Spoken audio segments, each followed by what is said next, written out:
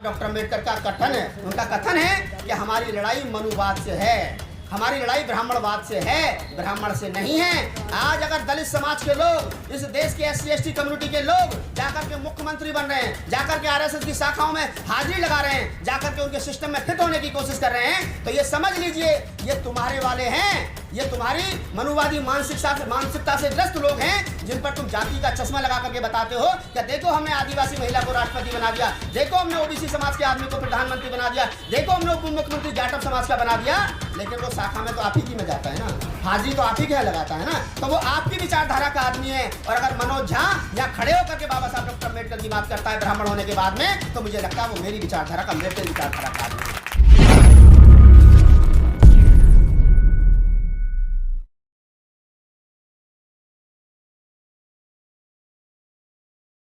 पहले तो मैं उसको बहुत बहुत आभार साधुवाद देता हूँ तमाम साथियों को, जिन लोगों ने 111 दिन तक रीतू की आवाज़ को, रीतू के न्याय की मांग को इस दिल्ली यूनिवर्सिटी के कैंपस में बड़ी बुलंदी के साथ जिंदा रखा है। तो आप तमाम साथी साधुवाद के पात्र हैं।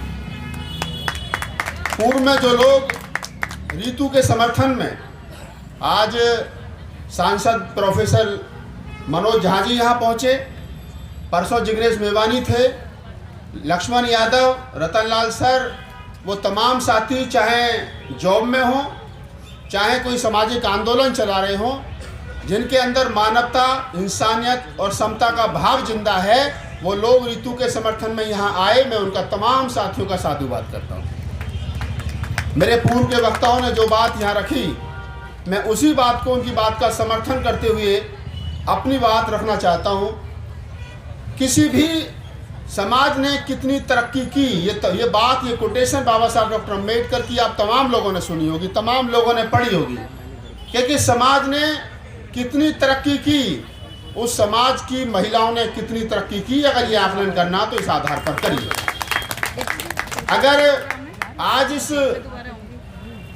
प्रांगण में, विश्वविद्यालय के प्रांगण में छोटी बहन रीतू पिछले 111 दिन से न्याय की मांग को लेकर के बैठी है, जो जायज है, और यहाँ बैठ करके आंदोलन करना ये उसका संवैधानिक अधिकार है। तो आप समझिए कि बाबा साहब डॉक्टर अम्बेडकर ने जो बात कही थी कि जाओ 21वीं सदी तुम्हारी होगी, तो जब मैं रीतू को यहाँ भाषण देते सुनता हूँ, जब मैं रीतू का आंदोलन में तमाम लोगों को आते और जाते देखता हूँ, और रीतू जिस प्रकार से मुखर होकर के अपनी मांगों पर जनता के सामने, मीडिया के सामने बोलती है, तो मुझे लगता है कि 21वीं सदी साथ बाबा साहब ने जो कहा था कि हमारी होगी, तो मुझे लगता है कि हमारी है। झुकेगा नहीं ये सर हमारा, मेरा एक शेर है कि झुकेगा नहीं ये सर हमारा, क्योंकि निकल गया है डर हमारा। अगर आपको, और रीतू को मैं हमेशा कहता हूं कि आंदोलन को छोड़कर कहां जाएंगे, जहां जाएंगे मर जाएंगे। अगर आप फूले अम्बेडकरी आंदोलन को समझते हैं और पढ़ते हैं और उस पर चलने की आपकी सोच है, तो आप ये समझ लीजिए वर्तमान समय में जो ताकतें मुल्क पर रूल कर रही हैं, राज कर रही हैं, चाहे वो केंद्र की सत्ता हो, चाहे अन्य राज्यों की सरकारों में बैठे हुए नागपुर से तय हुए मुख्यमंत्री हो, वो आपकी आवाज़ को दबाने का काम करेंगे, वो आपको डराने का काम करेंगे, वो आपको मारने का काम करेंगे, वो आपके ऊपर मुकदमा करने का काम करेंगे। विपरीत आपको उनसे लड़ना है, उस डर से ऊपर उठना है। और मेरा वादा है, मेरा इरादा है, आप तमाम लोग इस बात पर मोहर लगाएंगे कि डॉक्टर अम्बेडकरवाद, फूलेवाद, कबीरवाद, नानकवाद, रैदासवाद, बुद्धवाद से, बुद्ध से लेकर के और मान्यवर साहब काशीराम तक के जितने भी हमारे महापुरुष हैं, उनका विचार ने हमेशा इस मनुवाद को हराया है, और इस बात भी हम लोग हराएंगे। जो लोग, एक शेर है उर्दू का कि तुमसे पहले जो तख्ता नसी था, उसको भी अपने खुदा होने पर इतना ही यकीन था। जो लोग इस मुल्क के अंदर सन 70 के दशक में नारा लगाते थे कि India is Indira, Indira is India, आज वो विपक्ष में बैठने की स्थिति में नहीं बचे। और ये जो लोग कह रहे हैं कि हम 70 साल तक, 100 साल तक रूल करेंगे, राज करेंगे, मुझे मालूम है इनकी जो अवधि है वो कहाँ तक है। ये कहते हैं ना हमारे देहाती भाषा में कि जब दिया जब दीपक बुझने के कागार पर होता है तो वो ज़्यादा रोशनी करता है। मोदी जी, योगी जी और उनकी तमाम शासन प्रशासन में बैठे हुए उनके सिपह सलार, मैं तमाम लोगों से कहता हूं मुखर होकर के कि आप कर लीजिए कितना जुर्म करना चाहते हो, आप कर लीजिए सिस्टम का दुरुपयोग जितना करना चाहते हो, आप संविधान की आत्मा को क्या नाम है बिल्डोजर से कुचल दीजिए, जो करना चाहते हो आप कर लीजिए, लेकिन जब तक इस देश के अंदर एक भी अम्बेडकरवादी जिंदा रहेगा तब तक आपको इस बात का जवाब रोड से लेकर के यूनिवर्सिटी और यूनिवर्सिटी से लेकर के गांव देहात तक मिलता रहेगा। मैं हमेशा कहता हूं जिस आंदोलन में 80 साल के बुजुर्ग लगे हों, जिस आंदोलन में 90 साल के बुजुर्ग लगे हों, जिस आंदोलन में रीतू जैसे नौजवान लगे हों, जिस आंदोलन में 5 साल के बच्चे लगे हों, अरे भाई हमारी लड़ाई 80 साल से लेकर के 5 साल तक के बच्चों में पहुंच गई। फूले अम्बेडकरी विचार वहां तक पहुंच गया। आप इस विचार को कुचल करके, आप उन लोगों की संविधान की आत्मा को कुचल करके, आप डॉक्टर अम्बेडकर के विचार को कुचल करके इस देश में जो भगवाकरण, इस देश का जो भगवाकरण करना चाहते हो, यह संभव नहीं है। आपके कुछ चाटुकार लोग खुश हो सकते हैं, रीतू की जगह आप किसी को रख सकते हो, लक्ष्मण यादव की जगह आप किसी को रख सकते हो, लेकिन ये क्या गारंटी है जिसको आपने रखा है या आप जिसको रखने जा रहे हैं कल को उसकी अंतरात्मा अंदर से जवाब देगी। वो पढ़ेगा फूले अम्बेडकरी पेरियार आंदोलन को तो वो बगावत करेगा, क्योंकि फूले अम्बेडकरी आंदोलन को पढ़ना और उस रास्ते पर चलना वही आपको खटकता है। आज मैं सुबह हम लोग एक बुद्ध विहार में थे, वह बात चल रही थी कि आरएसएस और बीजेपी के इशारे पर जिस प्रकार से छत्तीसगढ़, राजस्थान और मध्य प्रदेश में मुख्यमंत्रियों का चयन हुआ है, उप मुख्यमंत्रियों का चयन हुआ है, जिस प्रकार से उन्होंने सोशल इंजीनियरिंग का फॉर्मूला अपनाया है, अब जो लोग जातिगत जनगणना की बात कर रहे थे उनको जवाब मिल गया है कि इस देश के अंदर जातिगत जनगणना की कोई जरूरत नहीं है, क्योंकि बीजेपी सारी जातियों का ख्याल रखती है। वो आदिवासी मुख्यमंत्री बनाती है तो ऐसी उप मुख्यमंत्री बनाती है, तमाम बनाती है। मैं कहता हूं कि जाति के आधार पर, जाति का चश्मा लगा करके अगर आप फूले अम्बेडकरी आंदोलन पर काम करोगे या उसको डिफाइन करोगे तो ये लिख लीजिए आप उस आंदोलन की आत्मा को मारने का काम कर रहे हैं।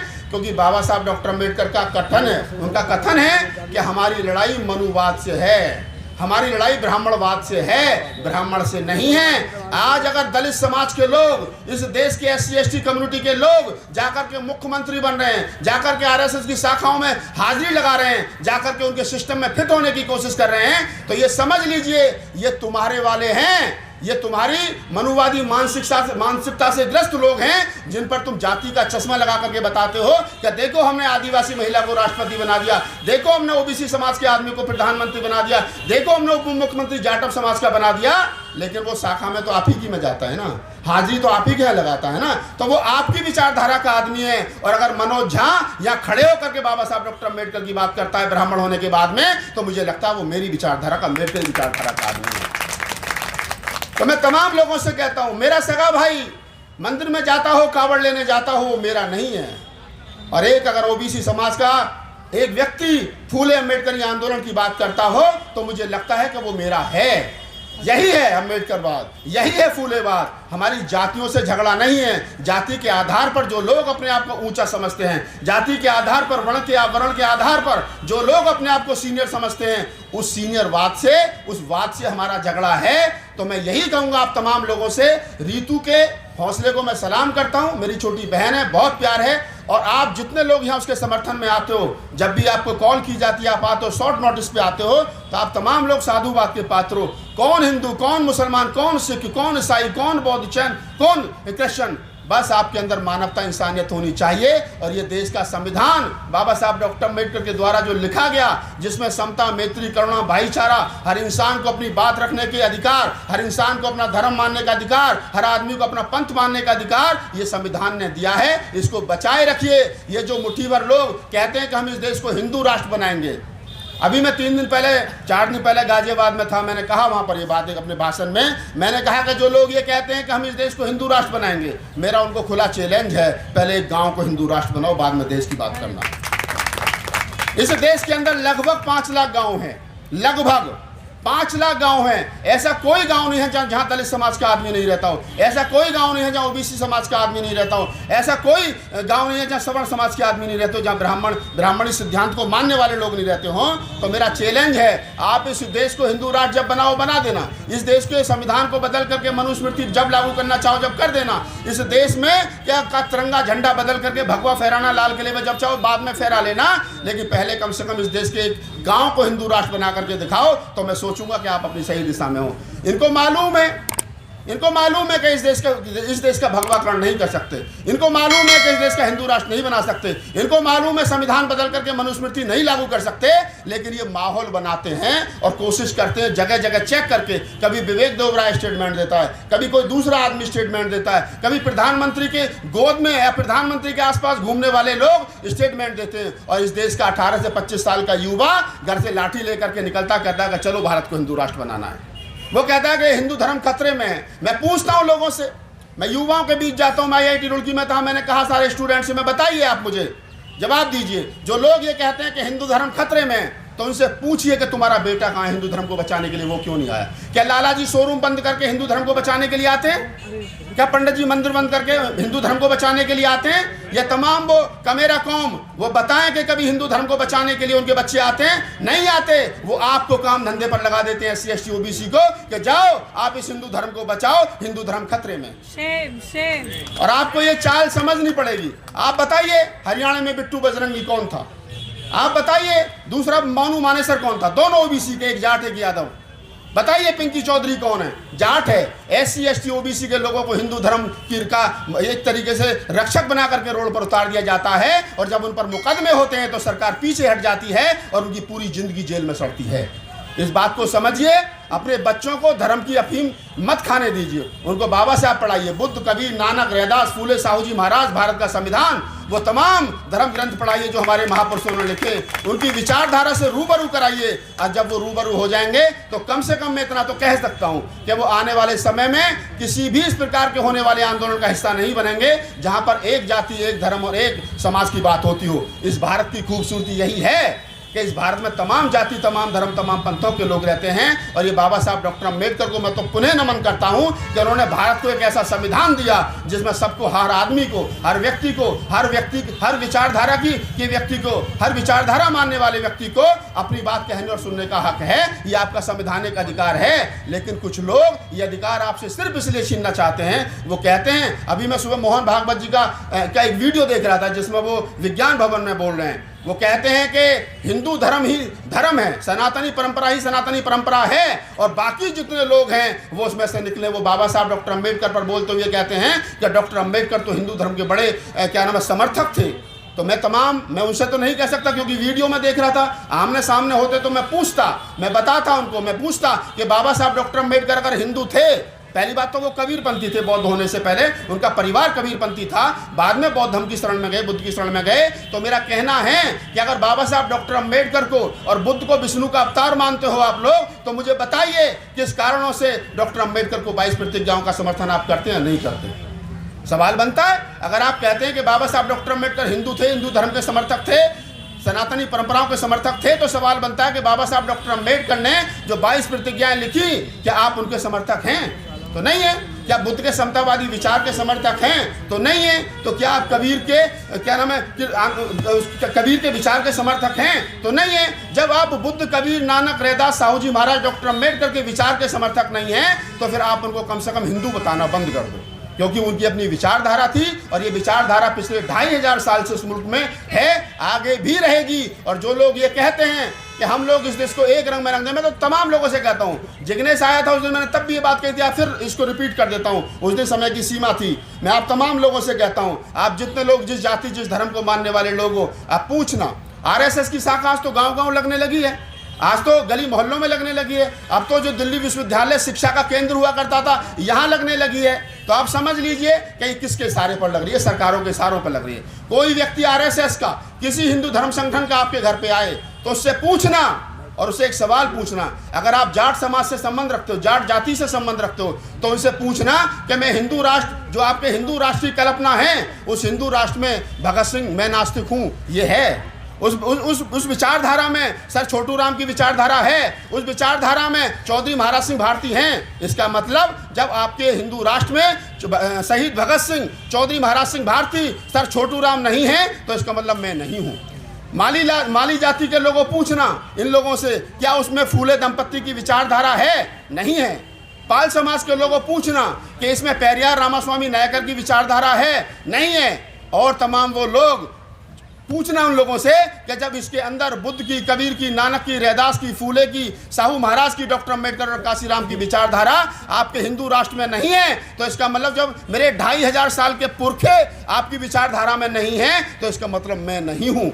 लिहाजा आपके हिंदू राष्ट्र से मेरा कोई लेना देना नहीं है। ये चंट, चालाक, चतुर और इन लोगों का एक सपना है जो 12% लोग इस मुल्क में हिंदू हिंदू करके आप तमाम लोगों को इकट्ठा करके कि तुम भी हिंदू और मैं भी हिंदू, चुनाव से पहले मुख्यमंत्री और प्रधानमंत्री बन जाते हैं, अपने समाज के लोगों को सचिव बना देते हैं, सिस्टम पर कब्जा कर रखा है और आप सब लोगों को धर्म की अफीम चटा रखी है। तो इससे ऊपर उठिए, अपने बच्चों को तैयार कीजिए। मैं एक बात और कहता हूँ आप तमाम लोगों से, नेताओं का चक्कर छोड़ दीजिए, नेताओं का चक्कर छोड़ दीजिए। ये जो एक लाइन मन मस्तिष्क पर लिख गई है, एक लाइन लिखी गई है कि जाओ अपने घरों की दीवारों पर लिख दो हमें इस देश का हुक्मरान बनना है, ये सबसे ज्यादा सत्यानाश हुक्मरान बनने के चक्कर में हुआ है। सबसे ज्यादा नुकसान हुक्मरान बनने के चक्कर में हुआ है। बताइए मुझे, क्या समस्या का समाधान सरकार है? सरकार अगर आपकी बन जाएगी तो सारी समस्याओं का समाधान हो जाएगा? मुझे तो नहीं लगता।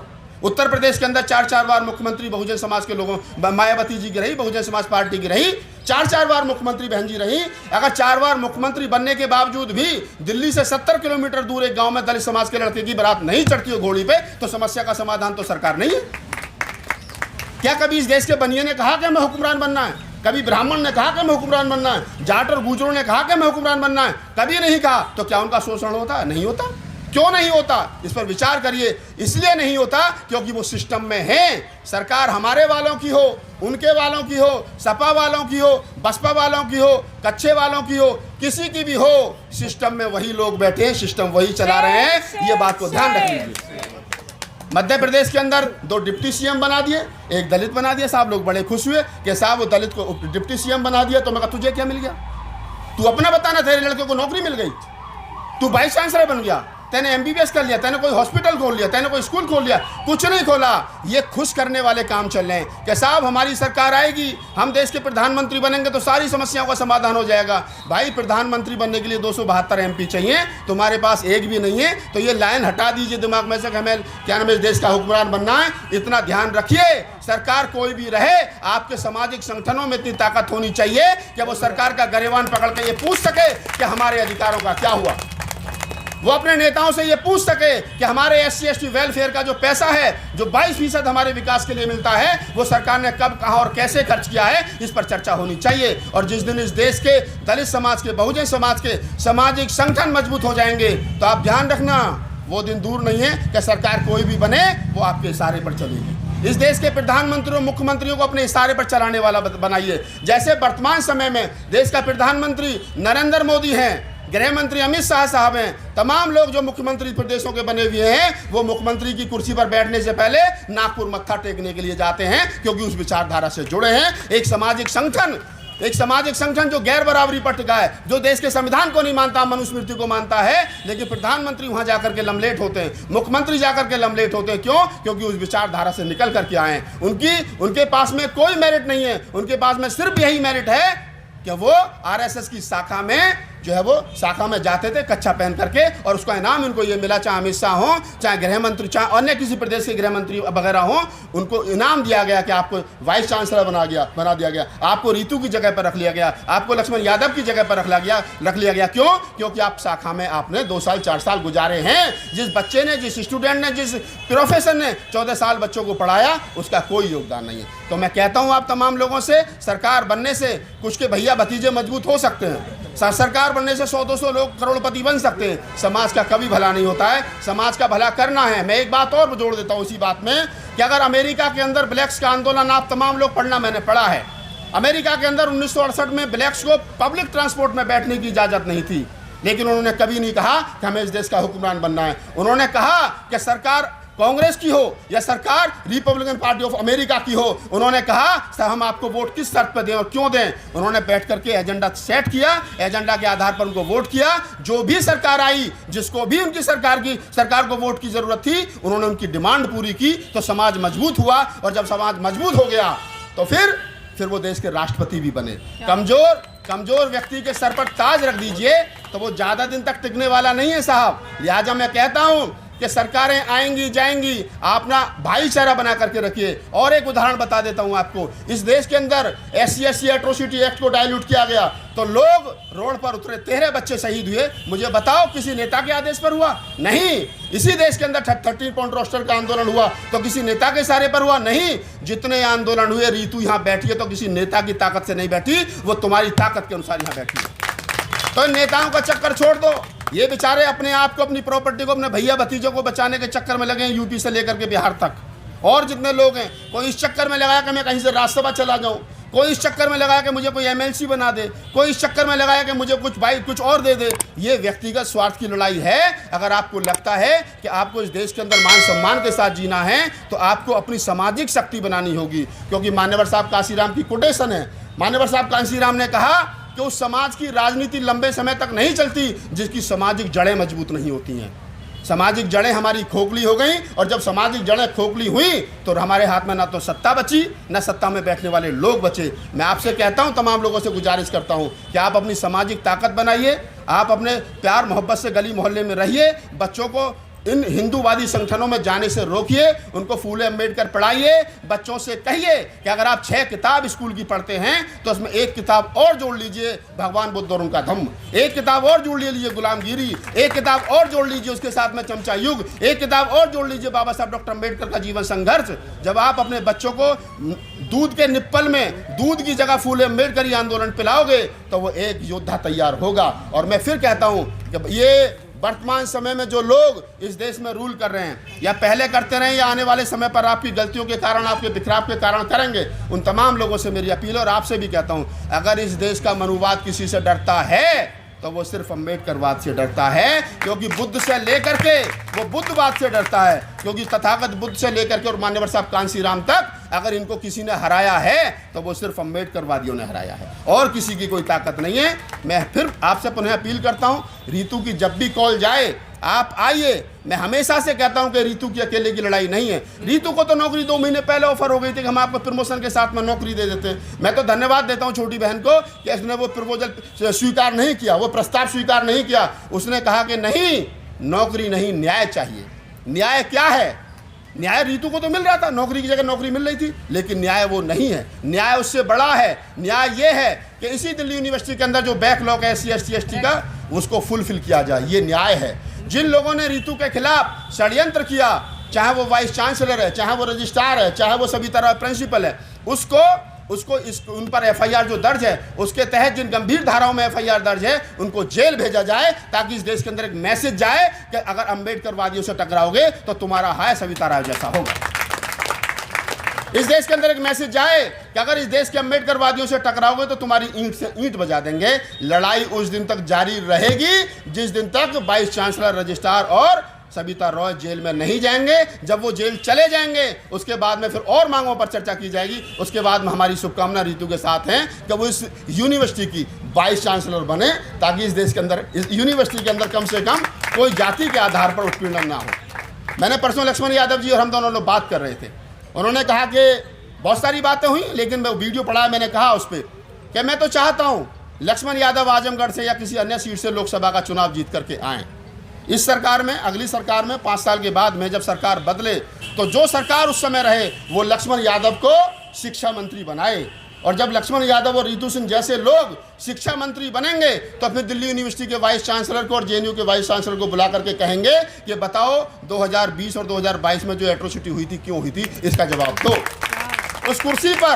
उस कुर्सी पर जब तक हमारे अपने लोग नहीं बैठेंगे, न्याय पसंद लोग नहीं बैठेंगे, तब तक न्याय नहीं होगा। इस देश के अंदर समता, मैत्री, करुणा, भाईचारे को बनाए रखने के लिए, बचाए रखने के लिए बाबा साहब डॉक्टर अम्बेडकर का सपना जाति विहीन समाज के और कदम बढ़ाते हुए आप इस बात को ध्यान रखिए कि कोई भी आंदोलन हो, आपके पास समय कम है या ज़्यादा है, आपके पास पैसा कम है या ज़्यादा है, वो चलेगा। हम लोगों के पास में एक चीज़ है, वो है हमारी स्ट्रेंथ, हमारी ताकत, हमारे लोगों की संख्या।